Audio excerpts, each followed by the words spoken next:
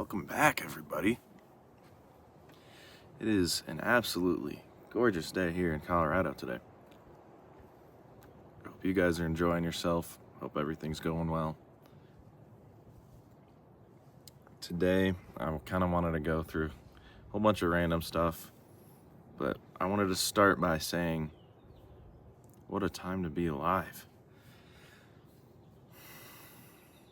You ever compare time periods to what we're living in right now and think about how blessed we are? Like even 150 years ago, 100 years ago, medicine wasn't as good as it is today. You got transportation everywhere, the best of the best. You can text someone across the world in an instant. It's insane. Now, I do think there's some issues in every era. I think mainly our issue is the truth. I think the truth isn't as apparent as it may have been in the past. I'm not saying everything was well known, the truth was well known hundreds of years ago, but I think it's a lot easier to spread propaganda and deceive people nowadays because of technology and everything that's going on, and just everyone being interconnected, and it's just crazy. But I mean, yeah, we got, like, you can watch a video of someone in Tokyo, Japan, and they could be telling you about how this is the best city to live in, and you're like, oh dude, I might want to move to Tokyo. Whereas 200 years ago, you'd have no idea, man. You would not be as informed about all these opportunities that you had. I mean, you could take your car up to the mountains, you could take an hour drive, go wherever you want, come back and go to the grocery store to get dinner. You could get fast food for $10. It's just so simple nowadays, guys. I think we take that for granted.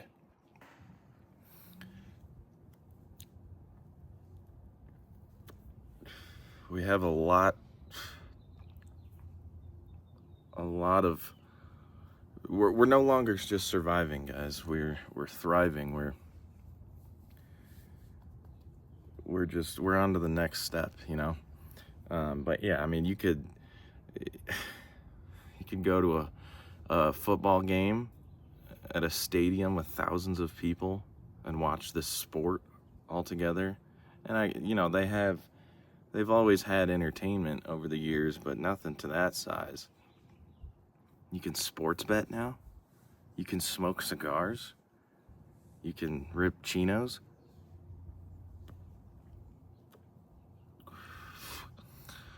Such an interesting time. Such an interesting time. Now, again, going back to the flip side of that, the truth is hidden, I feel like, especially with AI progressing at the rate it's progressing at. I think that's just gonna get worse. I think it's always funny that there's that one video of Will Smith eating spaghetti as kind of a benchmark to how AI is progressing. I don't know if you guys have seen this year's version of that. It's ridiculous. It's ridiculous. And there's still a couple parts in the video where you can tell it's AI. But other than that, it looks like real life. So I can't imagine the amount of trouble that's going to cause in like 5 years. People blackmailing each other, just all kinds of fake nonsense that isn't true, or maybe the truth might be seen as AI because nobody knows what to believe anymore. So that's kind of scary, I can't lie. But interesting times nonetheless.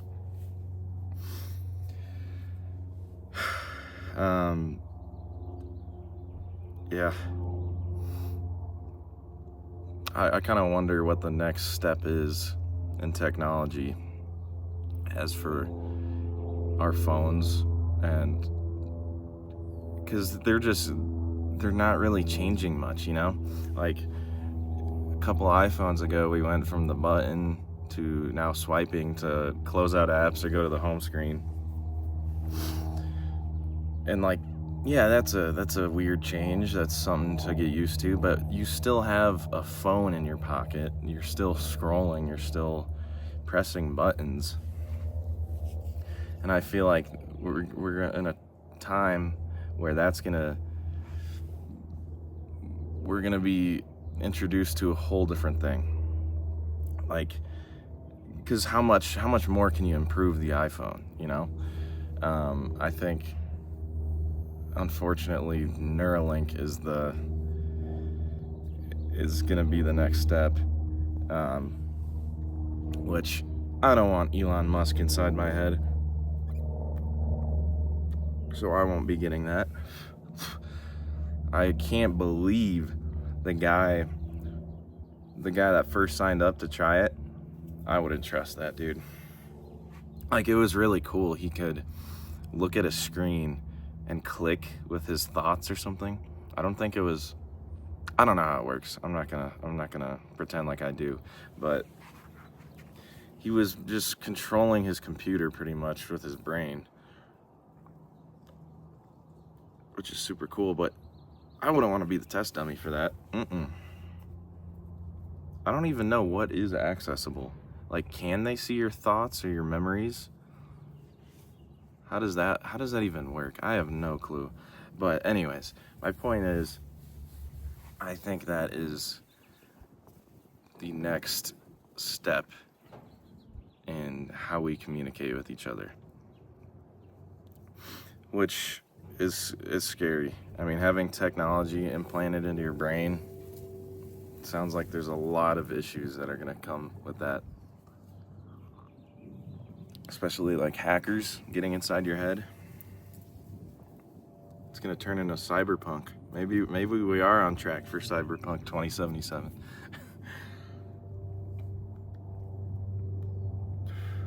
But yeah, I always thought as a kid, I wonder if there's going to be the everything. You got like a MacBook and an iPhone and an iPod, the old iPod, and all this stuff combined into one thing that would transform, like a transformer, You'd have this one thing that could do all these things and turn into different things. But now I'm feeling like it's just going to be completely different.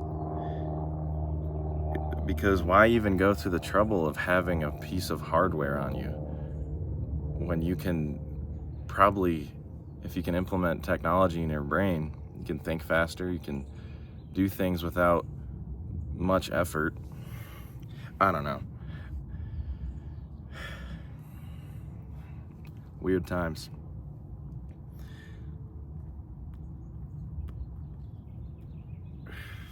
Like, somebody 300 years ago probably couldn't even fathom that. Even the phones, man, let alone Neuralink.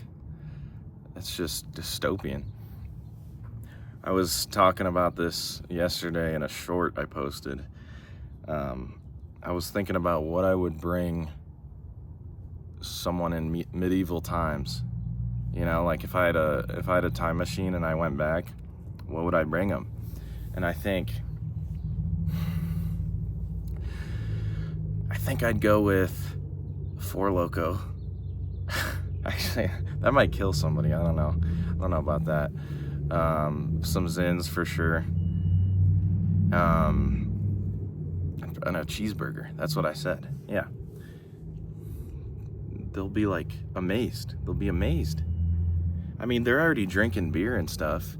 So like having some Zins isn't too strange, because it's kind of in that realm of like beer and Zins go together, so they're gonna love that. It's gonna kind of fit into their day-to-day life, but it's gonna be something they haven't thought of. So I thought that would be cool. But you can always bring back like a phone or something. but they're just gonna think it's magic, you know, like some magic mirror or something. And if you only have one phone, what use is that back then, you know? So you could do all kinds of stuff with technology, but I don't think that'd be as cool as like things that are part of our culture, like consumption wise. But yeah, some guy commented a lightsaber. That would be sick. I mean, I don't even think we have those today. I know there's like prototypes of some that look really cool. I don't know if they're actually functional, like that they'll actually melt through something, but that would be sick. Like, hey man, what are you doing with that sword? You don't need that anymore. Here's a lightsaber. Here's something that will just melt through armor. That would be insane. Somebody said acid. I don't know if that's a good idea. They'd bring back acid. I don't know about that one. But yeah, I mean, interesting stuff. And that made me think, like, what would somebody in the future want to bring back to us today? Like, what? Or maybe it's not even a physical item, but a philosophy or a new form of energy consumption. I feel like that would be pretty cool if someone came back in time to today, the present day, and showed us something like that. But again, I don't know, whatever. I'm going down a rabbit hole here. But yeah, I don't know, man. Four Loko or an IPA. Did you guys know? I was told this yesterday that they don't have IPAs in Europe. Isn't that kind of crazy? They're missing out. Here I was thinking that Europe's the place to go for beer, and I'm sure it still is. I really want to go, but they're missing out on IPAs, man. I mean, I'm blessed because I'm in Colorado. You get the best of the best here as for IPAs. But that was just insane to me that they don't have IPAs over there. Also, why does everyone hate on IPAs? I don't care if you guys think I'm a goober for liking them. I think they're great. You know, it kind of started in college. I just drink them because, you know, you'd get drunk quicker. With that 7, 8, 9, 10% beer, you just get drunk quicker. It was cheaper, it was effective. I wasn't really thinking about calories, which the other day I realized there's a lot of calories in IPAs, so I think I gotta chill on those. Gotta lose some weight here, guys. But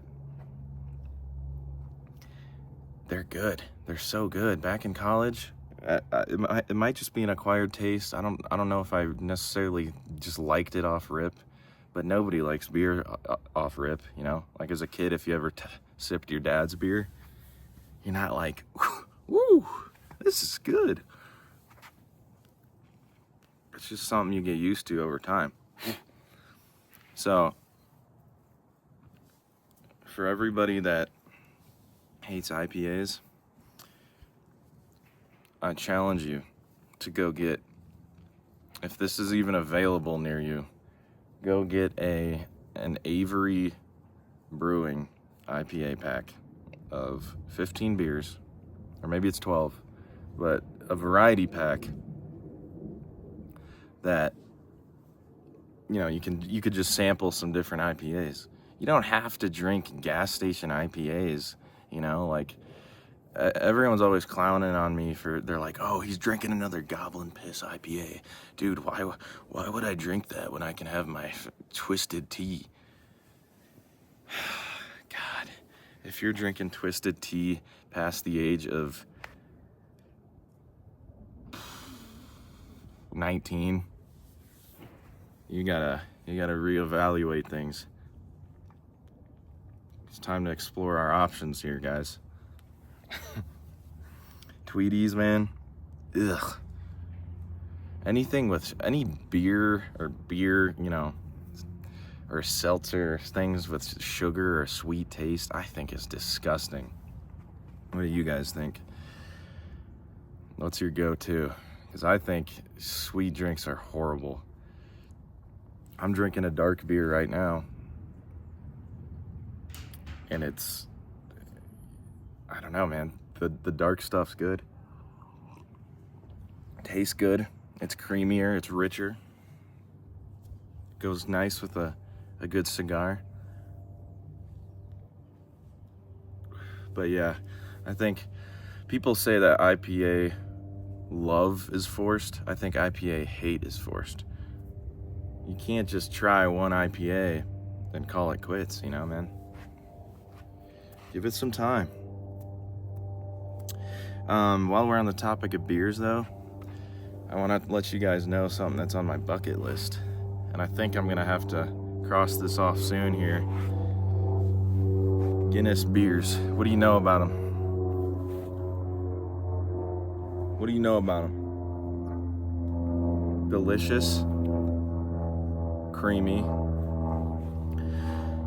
But where I'm going with this is my bucket list has me splitting the G. I haven't done that, man. I've been wanting to for so long. Whenever I see a Guinness on tap, I usually get at least one Guinness when I go out to a bar. I've never actually had a Guinness out of a Guinness glass. Isn't that foul?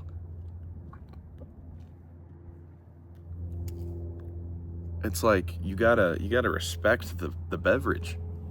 You gotta at least give it its glass. I don't even know if how can I practice splitting the G when I can't even find a Guinness glass to split the G with? If you guys don't know what that means, it's where you take one gulp of your Guinness and you're trying to get the beer to where the G, like the curly part of the G, you gotta get it right on that line. I don't know. I'm a goober. I look forward to things like that. Just keep it simple, guys. Sometimes you just gotta stop thinking and just go get a pint. Go get a pint with the lads. You don't have to get hammered. Just go get a pint. Sit down with the boys, have a chat, drink a beer. Can't go wrong with that. But yeah, anyways.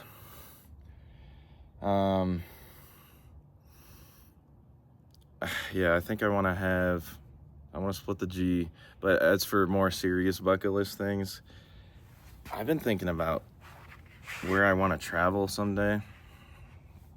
And I think I'd want to go to Egypt someday. Like, obviously, I want to go visit Europe, see what things are like there. But I saw somebody post pictures of them in Egypt, in the desert, riding camels. Like, that looks awesome. And then you can also, I think it's called sandboarding, just like snowboarding, but on sand. That would be awesome. Just traveling through the desert on a camel. Learning their culture, because I have no idea what Egyptian culture is like. So, another perspective right there. But yeah, Egypt, Australia. Australia has good house music. I got to do more research, but oh my gosh. They just got a good house music scene there. Some of my favorite artists are from Australia. And I don't know, you could go there and you can understand them. You don't have to worry about learning a language. But you have all these different things you could do. But those spiders, though, the spiders there look horrific. I need to keep some, like, anti-spider spray, if that's even a thing, on me at all times if I go there. But, yeah, I mean, I really want to travel. I'm broke. Graduated college last May. no money. You know how it is. But yeah, so probably go to Egypt someday. I want to have a full conversation with some native French speakers. That's on the bucket list. I've already jumped out of a plane, so I got that done. Did that when I was, I think, right before college. Yeah, so I was like 18. If you guys haven't done that, do it, dude. It is so scary, but it's worth it. I mean, it depends on who you are. Like, I had a friend, we had probably 6 of us go, and I had a friend who just really didn't think it was worth the $200. I'm not really sure why. Like, it is expensive, but when are you gonna jump out of a plane? Unless you're in the military or something, you're not really gonna get the chance to do that. So yeah, it makes sense why it's gonna be $200. But anyways, I'll do a little story time with that. So you get there and you get in your harness, you get all strapped up, take a picture with the guy you're gonna be jumping with, and it's a little weird because you are strapped to a grown-ass man for like 20 minutes, maybe less. But anyways, get all strapped up, get on the plane.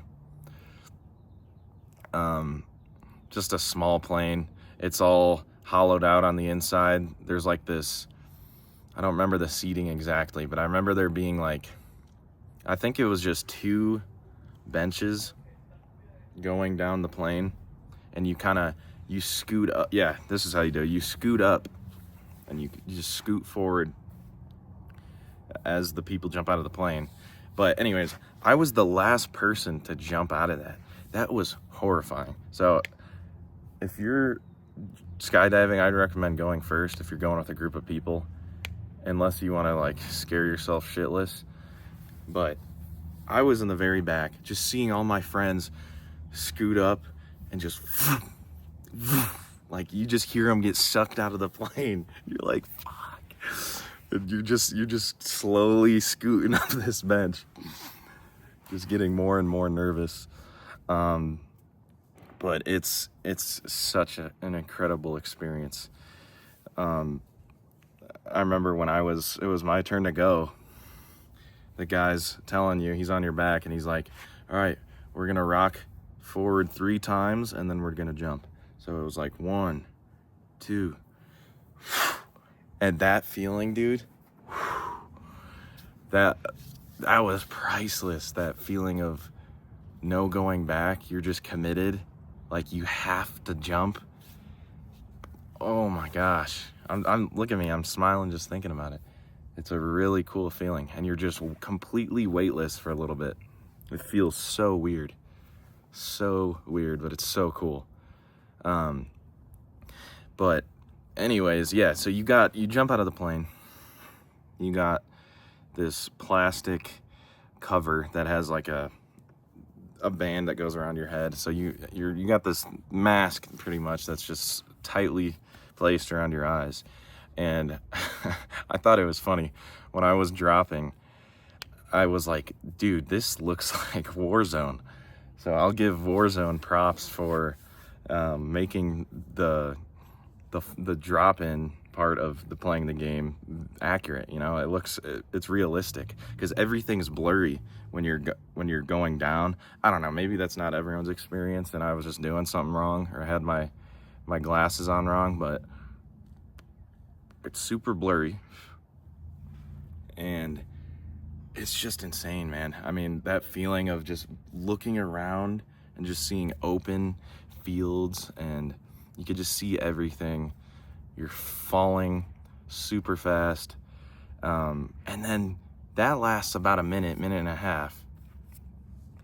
And what I wasn't prepared for was how cool it was to actually open the parachute and just fly. Like, the guy asked me, he's like, are you good with roller coasters? I was like, yeah.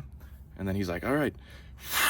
And he just like just starts turning us in a spiral. And I was like, whoa, what the fuck? You know, you're looking like straight down while you're going in circles. And it's so cool. That lasts like 5 minutes. And he'll stop after he scares you, and then you're just sitting there floating in air, and it's so peaceful. It's so peaceful.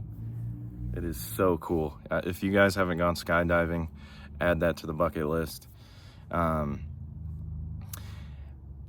It's something different. The thing I don't know if I could do, and this might sound stupid, but bungee cords. I don't know, man. Bungee jumping, for some reason, that freaks me out more than skydiving, because you're all alone. Like, no one's there with you. And I feel like that's just, like, I don't know, man. When you're jumping off a bridge, I feel like that would scare the shit out of you. You're just praying that that line doesn't snap. I don't know. I'll probably have to do that, though. You know how it sucks. We all got to do that one time in our lives, you know? We're just required. No, I'm just kidding. But yeah, I know cliff jumping scares me. That, like, I probably only did like 25 feet. That's probably the highest I've gone into like ice cold mountain water, which was horrible, by the way. But the last time I did that, I actually touched bottom. Like, my ass hit, I didn't hurt myself, but I felt the bottom of the lake.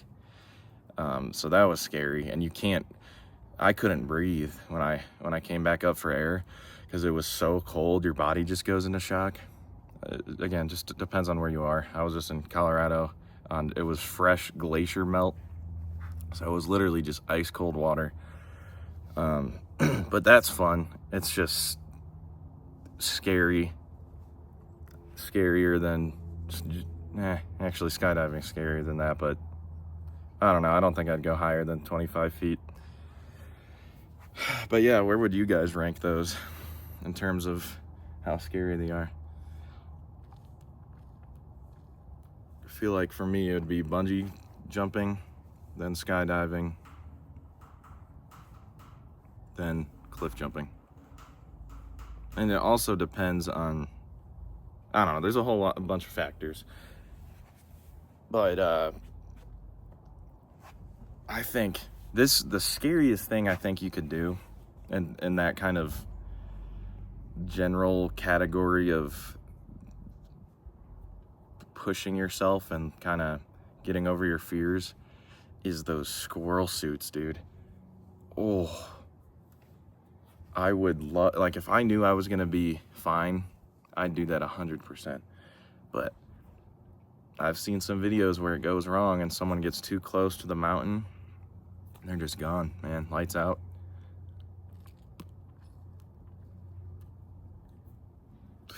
But I'm sure you get a lot of training, and you kind of, I don't even know if they let the average Joe like me do that.